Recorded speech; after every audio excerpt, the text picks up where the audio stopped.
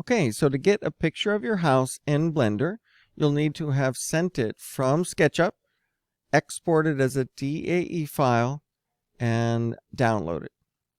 So when you open up the download, if it has only the DAE file, then you don't need to unzip anything. But if there are any textures, you'll need to take those two things, and we'll put those in my DAE folder and paste them. There's the two partners. Now Blender is able to import. Of course, before you do anything else, save this file into your Blender folder. You can see I've already done it once, so I'm going to save a second copy with today. Just change the date code. File import. And I'm going to go to my DAE folder, and there they are. Changing it to the fully rendered mode, you can see that I have a camera and I have a light. This newer location means the house is illuminated fairly well. You've got the shadow on there. I want to look through the camera, so I'm going to press 0 on my keyboard, not the one across the top, but the 0 on the number pad over on the right. That sends me to look through the camera. If I press it again, I'm now just wherever I have orbited, panned, and zoomed to. I'm going to look through the camera, and you'll see that I've got this house is cut off. So I need to move the camera up a little bit. I'm going to select the camera over here and show you where the transform properties are. It's this orange square. When I click on any of these numbers, it will move things around. So I'm going to move the Z number to a bigger value, moving the camera up in the air. Let me press 0 again and show you from the side what's happening with that camera. So if I wiggle this number, it's moving the camera just up and down. I'm going to look through it again with 0 on my number pad and reposition that right there. Now we can only see 2 of the walls. I believe that rotating it a little bit will give us a slightly better angle. We're not rotating the camera though. Control Z. I'm going to rotate the house. This will only work if one SketchUp is here. If you have a lot of them, you didn't group the house.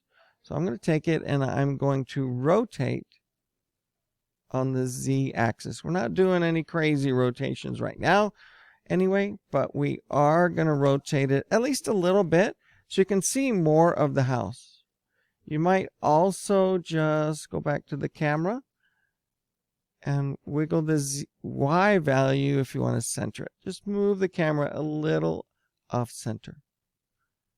Now we want to get a picture of this. Let me press F12, which is the same as render and image. You can see the keyboard shortcut there.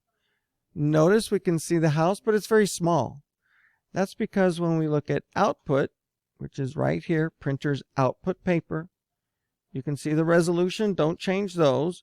But here that we're at 10%, which means that little image was 192 by 108. Very low resolution. You can bring this up to 100%. I'm going to press F12 this time. And there's your picture of your house. Now some improvements can be made, such as improving the lighting a little bit. It's a little bit dark. So I'm going to increase the amount of light. I select the light. And now we're going to use the light bulb icon. And you can see the power. I have it set at 1000 by default. Don't click and drag on it. That'll take forever. But type in new numbers. We'll try 2000. There we go. That's lighting up a little more. So find a number that works well with your house. Don't go crazy, because we really lose a lot of detail. But 3000 looked pretty good. Pressing F12, I can see it again. We have a pretty fast computer, so that happens relatively quickly. You might want to adjust where the light is as well. Maybe to get a little more shadow. Light. Position is going to be under the transform properties. And we can move the light around a little bit. Just like the camera, I'm just moving the light in that 3D space. If it gets too close, You might even need to bring the power back down. Lastly, these colors get washed out in SketchUp because it's more realistic. So when I select that color, I can look at my beach ball materials down here and just make slight adjustments to the color. Bringing this out away from that center allows me to change the color to something more vibrant or change it altogether. You can even keyframe that if you want to have something happening in your funhouse. Selecting that one, you can see I only have one color. I'm going to change that and make something maybe a little orange there. Now I'm ready to render this and save this picture. I'll do a image. There's no file save. It's image save. Save as. Lets me name it. Of course, I want to go to the output folder. If you haven't made a bookmark, it's a good time to do it. Just use that plus wherever you are. Going to Blender Output and name it. So make sure you type it in. This is not my lit house. That's just the last thing I exported. I'll just type this as Simple House.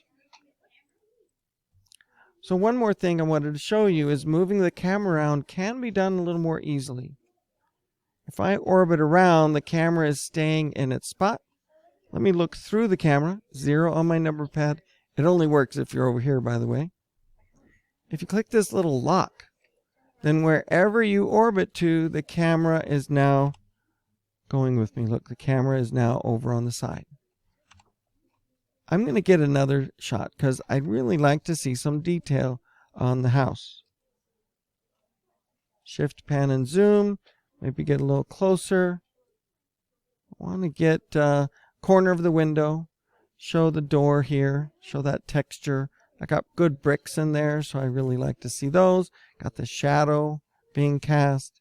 Looks really nice. Let's press F12.